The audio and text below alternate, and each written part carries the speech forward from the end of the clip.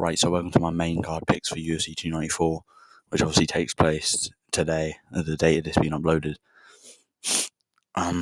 Originally was meant to be Charles Oliveira versus Islam Makhachev, but has recently been rebooked as Alexander Volkanovski versus Islam Makhachev, the rematch.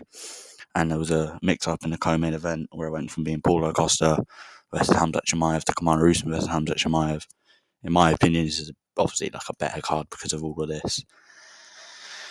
I still want to see those original fights happen, but for the meantime, they are not. Let's get right into the picks, I guess. So that this is only for the main card, by the way. I could go over the prelims and the early prelims. It would take a bit long, and I don't really want to be sat here for a while going over it. But the first fight taking place in the bantamweight division is Saeed Nurmagomedov versus for fuck's sake, I can't say his name. Moin Gafarov. I'm going to go with Saeed Nurmagomedov. I don't even know who the other guy is, I'm being completely honest with you. Saeed Nurmagomedov is kind of seen as, he's almost like the runt of the litter in terms of all the Nurmagomedovs and the Dagestanis, people from that kind of area. But he's actually quite good. He's like top 10 bantamweight at least, which is incredibly impressive for that division, because you see people like Adrian Yanez who are struggling to keep top 15. I think he's a top 10 level bantamweight. He's got that Dagestani wrestling, and he's got some pretty decent stand up. And I don't really know who the other guy is. He's got an 18-5 record. He's relatively young. He's 27. The reach is with, Saeed Nurmagomedov. I think he has enough to get it done. Next fight is Ikram Aliskerov versus Wardley Alves. Pretty sure Wardley Alves beat Colby Covington back in the day, but I believe he's been relatively inactive. Yeah, he's been relatively inactive. He had a layoff for about 2 years after losing a fight in 2021, and then against Jeremiah Wells, and came back and fought Nicholas Dalby and lost a split decision in January. So he's even been inactive this year, but coming back from a layoff where you were finished and then losing again is not, it's just, I don't see him in his favour. Ikram Aliskerov is quite good, Ikram Aliskerov, I'm having problems with the names. Ikram Aliskerov was obviously booked to fight Paulo Costa. That fell apart. Paulo Costa's been pulling out of a lot of fights. He was obviously, I believe he was booked to fight Nasser on this side. Yeah, he's a decent fighter. The only person he's lost to was Khamzat Chimaev back in 2018. He probably has enough to get this done. He has pretty much an equal distribution of KOs and submissions. I think he has enough to maybe get a finish over Wardley Alves, who's probably coming to the end of his career, right? He's had a fairly long career on a 2-fight losing streak. He's only 32, but yeah, I don't see that. I don't see him being able to get it done. Now, the fights I am very interested in, and one of the fights I have a lot to say about, is Magomed Ankalaev versus Johnny Walker. And this is a fight I've toyed around with picking Johnny Walker for. I just don't think he can get it done, and I've already got a risky pick. Obviously, I'm pretty sure you guys can guess what my risky pick is. It'll be later in the video.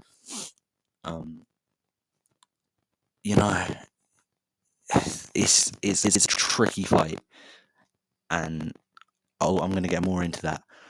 Magomed Ankalaev is he's had a long layoff. I don't think he's fought since December when he got a draw against Yan.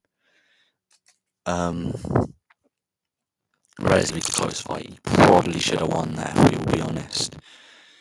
Johnny Walker's been on a decent run, really. I think he's got wins over Ian Kutalaba, Paul Craig, and Anthony Smith. Or Anthony, friend of my family. Those are all good wins. Ian Kutalaba's an okay win. Paul Craig's a pretty good win. and Anthony Smith is a decent little gatekeeper into that top five. You know, getting into the world class people. Obviously, before this, he was on a bit of a skid. He'd lost to Corey Anderson, Nikita Krylov, had a win against Ryan Spann before losing to Thiago Santos and Jamal Hill. The Jamal Hill fight being the most devastating, of course. Obviously, Johnny Walker is a bit chinny. Well, chinny. I don't think he actually. No, I don't think he's as chinny as people say. But I do think if you can hit him clean on the and you hit somewhat hard, you are probably going to put his lights out. So it's not like a good chin, but it's not an awful chin, like a Cody Garbrandt chin. I don't think he's as dumb as Cody Garbrandt either, just that sit in the pocket and wing hooks.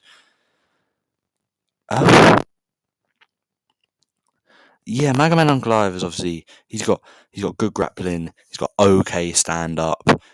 Um, you know, most of his wins have come by decisions. He only has one loss break by in the very last second, the very last round, I believe. Ever since then, he's been on a good win streak. What is his win streak exactly? Yeah, he was on a 9-5 win streak before losing. Well, getting that split decision draw against Piotr Jan Blachowicz back in December of 2022. So he's had a good 10 months off. Do you think that plays into Johnny Walker's favour? If Johnny Walker's going to win, it's going to be early. I don't. It's a lot trickier fight than you would think, and you got to question Magomed Ankalaev's commitment at the minute because he just got his opportunity a title. That didn't go his way. Should have gone his way. He's been dealt a very bad hand by the UFC, and honestly, I see why the UFC is dealt him a very bad hand. You know, he's not marketable, no personality. He's a boring fighter, and he looks a bit weird. I don't mean to bring looks into it, but you know, I'm not exactly, you know, I look at myself, but still, yeah, you know what? I'm gonna pick Johnny Walker by early KO. Johnny Walker's, you know, how old is Johnny Walker now? He's not that old, right? Yeah, they're the same age, they're both 31. Johnny Walker's 6'5". He's got an 82-inch reach. He is incredibly athletic. For a man of that size, he's very athletic. Like, even when he got knocked out by Jamal Hill, the way he fell was impressive. He wobbled. He fucking, like, I don't mean like wobbled and his legs went. I mean, his body was made out of jelly. He jiggled out to the ground. Yeah, I'm gonna go with the underdog, the risky pick. I don't do this very often, but for some reason it makes sense in my mind. I have a feeling that Johnny Walker's going to get it done. There's a lot on the line for Johnny Walker. This is arguably this is pretty much a number one contenders fight for him. If he wins, he's going to probably get a title shot. Against the winner of Yuri Prochazka versus Alex Pereira, depending on how long Jamal Hill takes to come back. Or the division will just move on from Jamal Hill and he won't get a title shot upon his return, which I hope doesn't happen. Yeah, I'm going to risk it. I feel like taking the underdog, and I don't usually take the underdogs in these matchups. You know, I don't know the odds of fight. I'm just going to have a check now. Okay, there doesn't look to be odds on the UFC website. I don't know why there's odds for every other fight in the card. I'm just going to take that Johnny Walker's an underdog. I think he's a good bet to get an early finish. I think with the time off Magomed Ankalaev's had and Johnny Walker's athleticism, his activity, and his power, I think he's going to get it done. You know, I think I'm going to pick him. I feel confident. Moving on to our next fight, the co-main event: Kamaru Usman versus Khamzat Chimaev at middleweight, the number 1 welterweight versus the number 4 welterweight. I'm going to go with Khamzat Chimaev by KO. I think he can take down Usman. I actually think he can do it relatively easily. I saw a video of Khamzat Chimaev picking up DC. DC must be like, it must be about £300, right? Surely. I think he could probably take down Kamaru Usman. He could easily get a submission. Kamaru Usman's not very good off his back or on the ground in general. He's got one win in his whole career. I'm pretty sure that was by an armbar in his UFC debut or some sort of submission in his UFC debut. Yeah, just a favourite. He's a minus 360 favourite. Usman being a plus 285 underdog. I think he gets it done. I think Usman's done now. I think his knees are too bad. I talked about that in my prediction for the Leon Edwards trilogy fight. Leon was going to attack the legs, attack the body, and that would play a factor. I did think Leon would use oblique kicks, and he didn't really use oblique kicks. He just kind of used basic leg kicks. Honestly, if Hamzat wants to go in there and use some oblique kicks, which I think I've seen him drilling, I think he could get Kamaru Usman out of there in a couple of kicks. In all honesty, Usman's knees are shattered. But I kind of feel like Hamzat's gonna maybe take him down, get it back up on the feet, and knock him out. Maybe in the first round, maybe in the second round. But by the second round, TKO, I feel like he's gonna get Usman thinking about a takedown. He's gonna land a big right hand. It doesn't put Usman out cold. Usman takes a heavy fall, and comes out gets a TKO via ground pound. Yeah, I think Usman's relatively done. He looks in really good shape for middleweight, though. He looks shredded at middleweight, which is obviously, 15 pounds heavier than welterweight, on the weight cut. Yeah, it's insane. Hamzat looks big as well. I think also that's another factor. Hamzat's going to be so much bigger.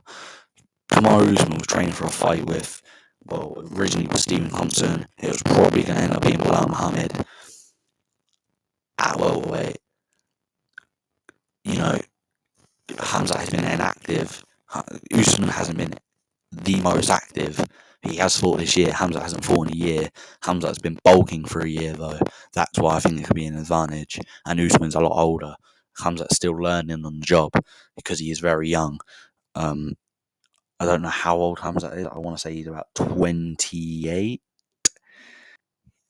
He's in his late 20s, that's where you start to hit your peak, right? Is in your late 20s and then into your mid 30s. After your mid 30s, you tend to slow down. Blah, blah, blah, blah, blah. And Usman's in his mid 30s, starting to slow down. He's a long career. His knees are knackered.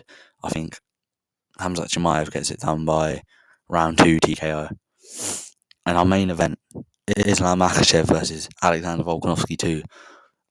This originally took place in February. One of the closest fights I've ever seen. I gave it to Volk. 3-2. I thought it was a close fight. I genuinely think you could have scored either way. That's why I don't tend to argue people when they say they had it for Islam and then they explain it. I'll just have a difference of opinion.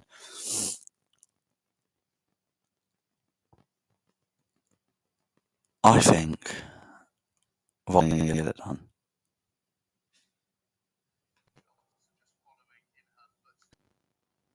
Yeah, so sorry about the cut. Yeah, I'm going to go win. I think logic says Islam's going to win. But I'm going to go with just how I feel. I feel Volk's going to get it done. I feel like Volk's going to have a good first round, close second round. Third round is going to be a bit of trouble. He's going to come back, drop Islam. They're going to go to the ground. He's going to get it back and he's going to knock out a rear naked choke. That's just my thoughts, but if I was going with logic, I think Islam's going to knee him up the middle in round 2 in the clinch, because he was getting Volk in the clinch in the first fight and throwing knees. I think if you can hit Volk with a good knee, you can get Volk out of there. I'd like to see Islam shoot more takedowns in the open, but reactively, not just up against the cage. Just whoever wins this fight is whoever can dominate in their domain while keeping it a risk in the others. So I'm going to pick Volk to win as the underdog. There's a lot of underdog picks on this card. Those are just my thoughts. See you guys in a bit.